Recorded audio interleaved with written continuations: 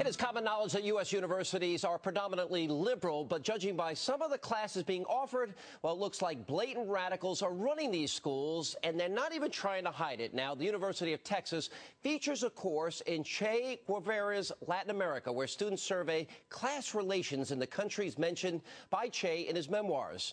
Then they examine the Cuban Revolution and Che's rise to power. Now, if that's not left enough for you, well, you can always transfer to the University of California at Santa Cruz and take community organizing, where students are required to do a minimum of 4 hours a week of practical organizing with a community group. The professor is a member of the Santa Cruz City Council who describes himself as a radical and political activist for life. David Horowitz, he details all of this disturbing information in his brand new book, One Party Classroom, and he joins us now. Good to see you, David. Thank you. Sean. Before we get to the specifics of your book, and the book is phenomenal, and you outline, frightening scenarios. Here's a question I have. When I ask people what the role of the U.S. is, should the U.S. provide health care and daycare and housing, and are they responsible for a cradle-to-grave society, many people say yes when I interview them on our Man on the Street segments. Well, is this a result of... They've been to a university, yeah. One of the Santa Cruz courses describes itself this way. The goal of this seminar is to learn how to organize a revolution. And then it goes on to explain that revolution is anti-capitalist, anti-global capitalism. What's happened to our universities, Jacob Laxton and I wrote this book. We have 150 courses from 10. There are 4,000 universities. So I estimate there are somewhere between 10 and 30,000 indoctrination courses. That is, courses designed that when you come out of them, you have a radical Marxist, anti-American, anti-capitalist, anti-free market point of view. And you only get books on one side of these courses. Do you think this is designed to condition students, young people, to think that socialism, redistribution, Marxism, to each according to his need, from each according to his ability? Are you saying this is a strategy designed to indoctrinate a nation? Is it that severe, or am I overstating it? No. It is a strategy.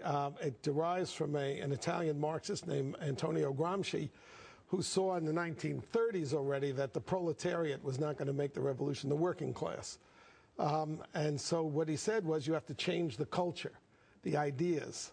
And that's why radicals went into the universities and became professors and then redesigned the courses. I describe at the University of California, Bettina Apteker, 20 years on the Central Committee of the Communist Party, took over the Introduction to Women's Studies course, made it political, made the whole department the Department of Feminist Studies, right, and was told by her other communist professors, it's your revolutionary duty to do this. All right, Bettina, Ward Churchill, you were on Hannity and Combs one night, and you had just debated Churchill, and then he came on the program, and I got in a big fight with him. But Ward Churchill, Bill Ayers, unrepentant terrorist, now is a rock star on college campuses around the country. Terrorist, compulsive liar. He's lied about to this day, he says that he was protesting the Vietnam War.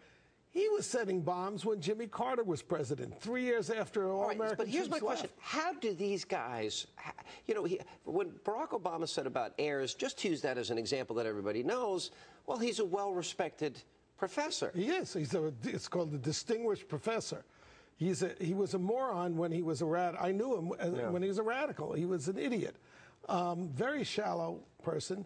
Very dedicated to the destruction of this country. How is it that there's so many of them? I mean, that's, I guess, the thing. Because they recruit each other. I mean, you want a job, you've academia. Run out the string. Yeah, there's no more demonstrations. Come into academia. You can work 6 hours a week. You can make $100,000 a year. You have a lifetime job. You get 4 months paid vacation. Why not? You have a trap. And then you have all these captive students that you can indoctrinate. Oh, and they've got to regurgitate. This is the position the students are in. They've got to regurgitate the lines that they feed you. Otherwise, they risk getting poor grades. They risk getting into law school, medical school. In every women's studies program in the country, you have to believe, in order to get a decent grade, that gender, that is the differences between men and women that are not anatomical, is socially constructed. That is determined by society, not by biology. You have if you go to the biology department or the neuroscience department, you'll find out that men and women are different. They're hardwired to be different. That's interesting. Which any 5-year-old can tell you, but not in the universities. It gets serious even as it relates to the issue of terrorism. You have a chapter, Uptown Madrasa, Columbia University. And we've gone over some of the people that have been teaching there over the years, but... Yes, the Middle Eastern Studies departments are supporters of Hamas and Hezbollah. During the Gaza war, Hamas is a genocidal, Jew-hating, America-hating terrorist organization. Professors on campuses across the country, in conjunction with the Muslim Students Association, which is part of the Muslim Brotherhood and the Jihad, organized demonstrations to attack Israel.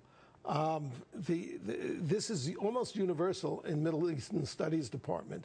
And it's part of the political recruitment structure in the university. And the net result of this is now we've conditioned a generation of people in this country to think, to not read the Constitution, the words of our framers and founders, but to actually believe that it is the responsibility of society to provide everything for them. Sure, and if the government provides everything and it can take everything away, it's a totalitarian plan.